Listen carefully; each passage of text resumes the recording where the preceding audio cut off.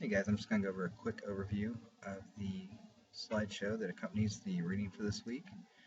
So we're going to be going over Chapter 5, which is over repetition structures. And we will just, in this chapter, we'll be going over just kind of a brief introduction to repetition structures. We will go over some of the condition-controlled loops, the while, do while, and do until loops. We'll then move into our count control loops. Then we'll move into calculating a running total. We'll discuss Sentinels, and then we'll conclude the chapter with nested loops. And in our discussion on repetition structures, essentially we're going to talk about loops, which is a structure that allows a repeated execution of a certain block of statements. When we talk about counter-controlled loops, those use a variable to count how many times the block of statements is repeated or executed. And then our sentinels, and this is a new term for us as well, is a way to put in a value to stop a loop. Last, we discussed this in the previous class 2, nested loops is just where you have one loop inside another. So let's start talking about repetition structures. Now, as programmers, it's common to have to write code that performs the same task over and over again. And rather than repeatedly retyping the code for a particular part of our program that we want to run, we just use loops. So this is our introduction to repetition structures here, where repetition structures allow you to code loops and repeating processes so that they can be performed as necessary without having to duplicate the code. When you have to duplicate code, it makes the program really large, and it's really time consuming to keep writing a long sequence of statements over and over again. If the part of the duplicated code has to be corrected at some point, such as a rate change or a tax code change, then that change has to be done many times in each of the areas that we've replicated our code. So we'll go into conditional control loops, and the loops that we have in our condition control loops are the while loop, which is a pretest loop, which we've discussed before. That's while the condition is true, our while loop is going to perform some type of task. So as a pretest loop, it's going to test for a condition first at the beginning of the loop. We go to our do while loop, which is a post-test loop. It's going to continue to do some type of task as long as the condition is true. And since it is a post-test loop, it's going to perform the condition at the end of the loop. We have our do until loop. It's going to do some task while it's false. If it becomes true, we get out of the loop. As always, be very careful not to create infinite loops. Always have some code written to get you out of the loop. So don't forget to include some stopping code in your loops. Program 5-3 in the book demonstrates an infinite loop, and you can look at that.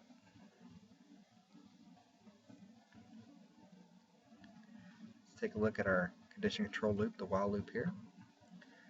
The condition is nested for a true or false value, or it's tested for a true or false value. It will never execute if the condition is false to start with.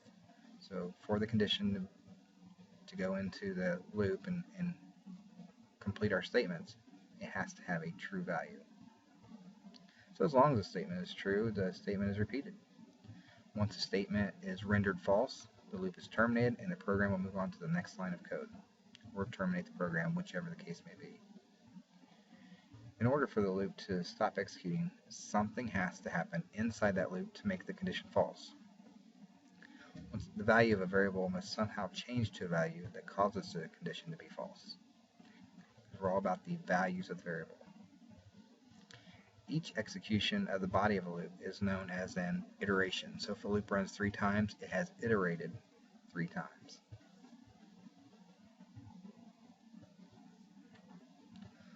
Our condition controlled loops here.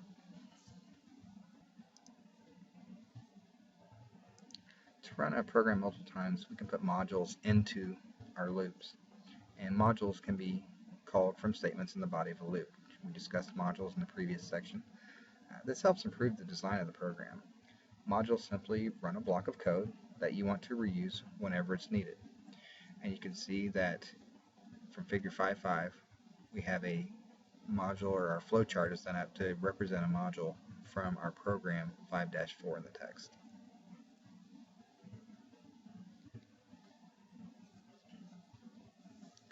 Move on to our do while loop, which, as stated before, is a post-test loop. It's similar to our while loop in structure, except that the condition is tested at the end of our statement rather than the beginning. You can see an example of this from our flowchart figure 5-8, which once again is tied to our program 5-5 in the text. The condition controlled loops, the do until loop. The loop iterates until a condition is true. Just remember that not all of our programming languages support this type of loop, the do until loop.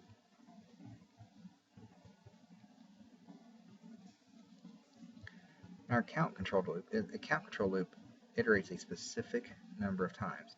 Now, you use a count control loop when you know exactly how many times the loop should be ran. We have different elements for our count control loop. You have different steps that must be met. It needs to be initialized, run the test, and then increment expressions that control the loop. In our initialization, we tell the variable where to start at. Typically at 0, but in some cases you will not always start at 0. What values does the counter start at? For testing, we compare the variable to its maximum value that we've set, and then we increment. How does the counter get from the starting value to stopping value? The variable means to increase its value iteration. Termination of the loop is necessary once the value is reached in the counter. We are literally counting the times that a loop runs.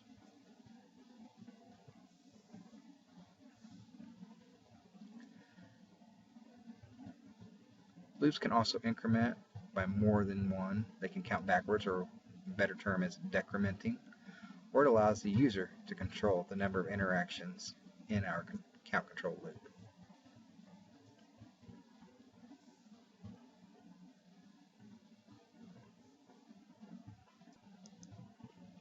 General concerns of using our count control loops is don't forget to initialize the loop control variable.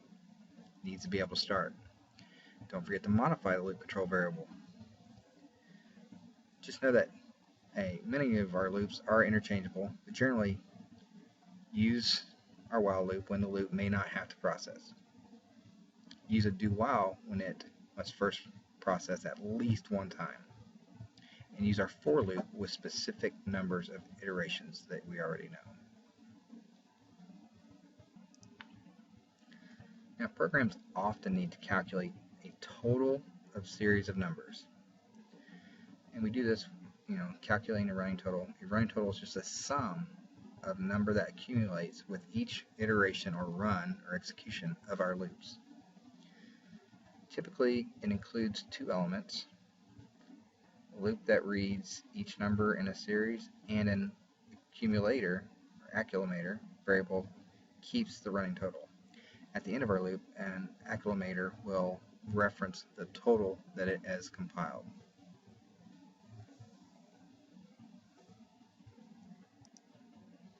Next, we move into Sentinels, which a Sentinel is just a special value that marks the end of a list of values, and it's used as a stop value for our loops. Sentinels allow the user to interact a little more with the repetition, and therefore more control over the repetition of the loop. There's no predetermined number of times that the loop will run or repeat the block of code. The loop terminates dependent on a condition rather than a counter. When the program reaches a Sentinel, it knows that the end of the sequence of items was reached and it terminates the loop.